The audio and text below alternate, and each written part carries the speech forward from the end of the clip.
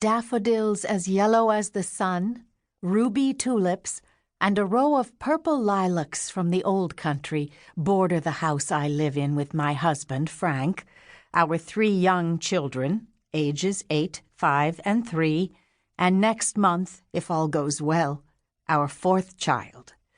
We are hoping for a boy. My parents live with us, but only for a few more months. They've built a new house near Woodland, Washington. We'll be moving, too, to a farm of our own south of Wayland Road. We'll still be within a few miles of each other, a close-knit family of German Americans captured by this lush landscape between the Lewis and Columbia rivers. We call where we live the Bottoms. It's made up of black soil that was once the bottom of those great rivers, and sometimes becomes so again with the floods. We hope our new places will be less prone to flooding, though it's the nature of rivers to rise with the spring thaws. We live with it.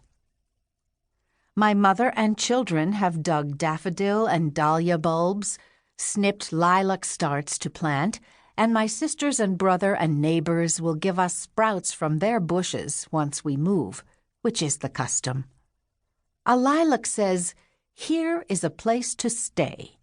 And how perfect that such promise of permanence should come from family and friends.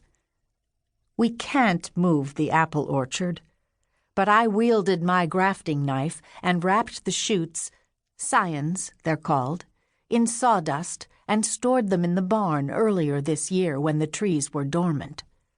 Today I'll graft them onto saplings at my parents' new house, so one day there'll be an apple orchard there. I've also stepped into the uncommon for a simple housefrau. I've grafted a wild Bismarck apple variety known for its crispness with a Wolf River, an apple of a larger size. My father encouraged such dappling with nature, and that I keep my efforts quiet, at least for a time. It was April, and we tied the scions onto the saplings he'd started as soon as he knew they'd be building the house. I liked working with my father in the orchard, a misty rain giving way to sunbreaks, and the aroma of cedar and pine drifting down from the surrounding hills in the shadow of Mount St. Helens. So much seems possible in such vibrant landscapes. A garden is the edge of possibility. He was a great storyteller and advice giver, my father, though this day his story surprised. "Don't tell Frank right away," he told me. "Let him think you're just grafting plain old apples to help us extend the orchard." "Frank wouldn't mind." "In time, when you have the final result in hand. But Frank discourages you. I see it, Hulda." I pushed at my frizzy walnut-brown hair and stared at him. "He dismisses your interests if they go beyond your children and him." "It's a woman's duty to meet her family's needs." "Meet their needs first. But you want a crisper, bigger apple, too," he said. "Nothing wrong with that."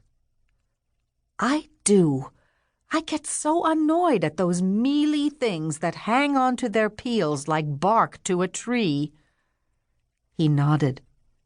"Some would say that meddling with nature isn't wise. Frank might agree, especially if the one meddling is a mother who should be content with looking after her family." I stood, using my hoe to help me in my burgeoning belly up. I was nearly as tall as my father. He liked Frank. At least, I always thought he did. My love and admiration for both men were rooted deep. It felt strange to defend my husband to my father. "You're wrong, Papa." I pushed my pointy straw hat back. "Frank's a good helpmate for me, and he'll like having more pies."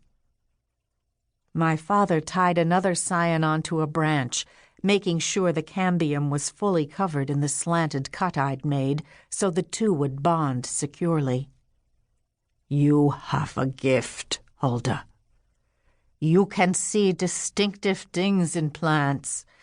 You see the possibility, like a crisper, larger apple, and then imagine it into being." He lifted another scion as emphasis. "Those are gifts few have, and people can be envious.